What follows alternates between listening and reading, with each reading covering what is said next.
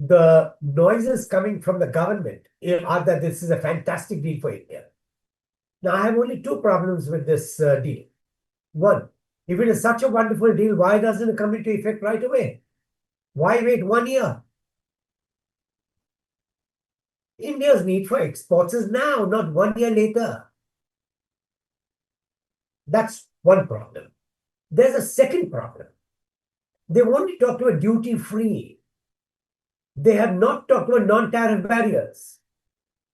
In the past, whenever we could export, there have been some conditions or the other that have always been imposed, whether it's pesticides and agro exports, or it is, I'll give you a classic example. In the 90s, 90s is a long time away, but it's a good example. In the 90s, Italy started a canard about India that India's leather was treated with chemicals that were carcinogenic.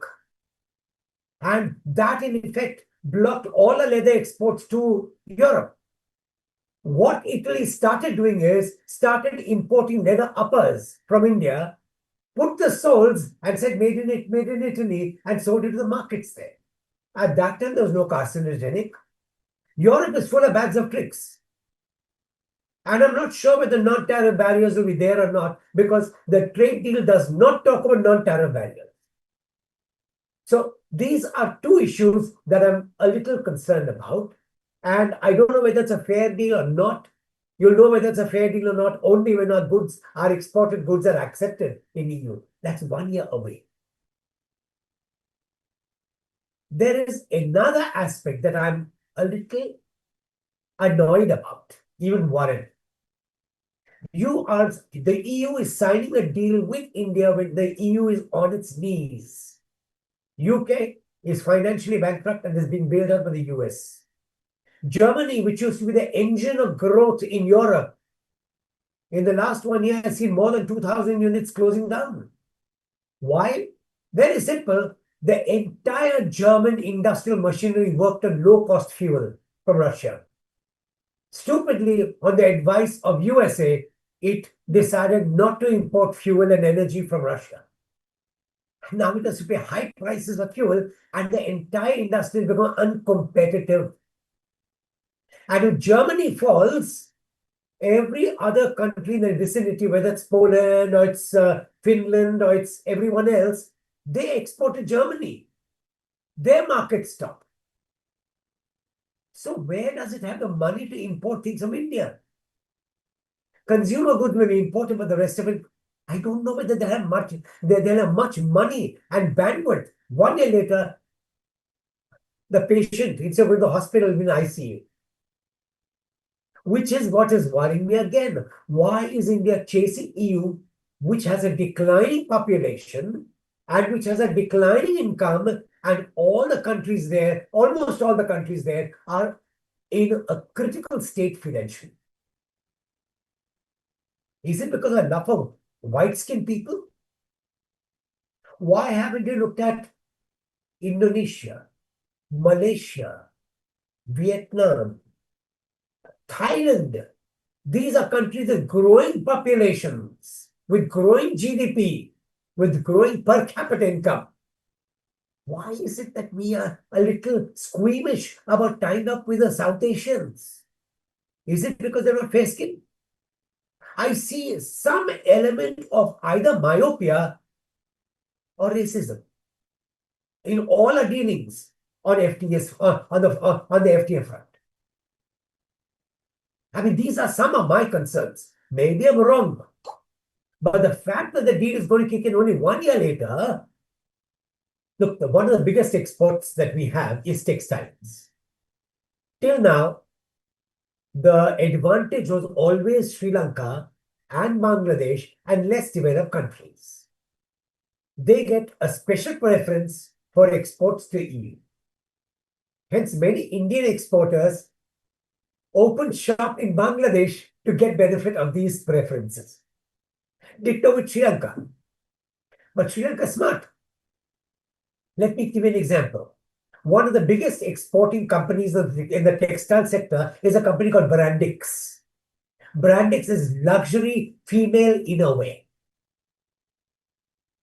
They are a name to reckon with in Sri Lanka, and they export goods not only their own brand name but also to other brands. Last year, year before last, they bought a 2,000-acre plot in Visakhapatnam and a setup unit in Visakhapatnam to cater to not only export markets but to the domestic market. Export is just a figure. Those countries are coming to India, producing in India to cater to the domestic market, even while exporting to other countries. I haven't seen India taking such a stand, except in Bangladesh. Why haven't we gone into Indonesia and Malaysia and started manufacturing there? Why haven't we tied up with China and say, okay, you can't, your costs are going up. Let us do textile exports from Malaysia and Indonesia, where China is very active, and let's have a joint venture.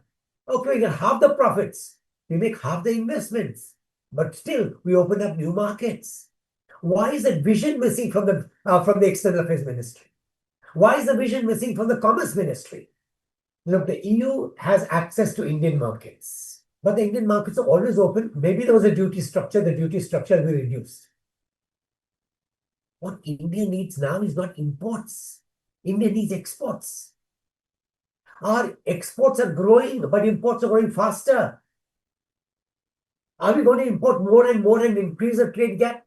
One of the reasons why the rupee is getting weaker is because our trade gap is increasing. You have to work at strategies to reduce the trade gap, because the rupee must get stronger. Every time the rupee weakens, it increases inflation risks in India. It increases the cost of manufacturing in India, because Indian industry is import intensive. It's only after importing certain commodities that we are able to export. If your rupee becomes weaker, our imports become expensive, our cost of export become higher. Again, this is one structural problem with the way the Ministry of Commerce thinks. It has gone running up to New Zealand. On paper, the ministry says that there will be no export, there will be no import of dairy products.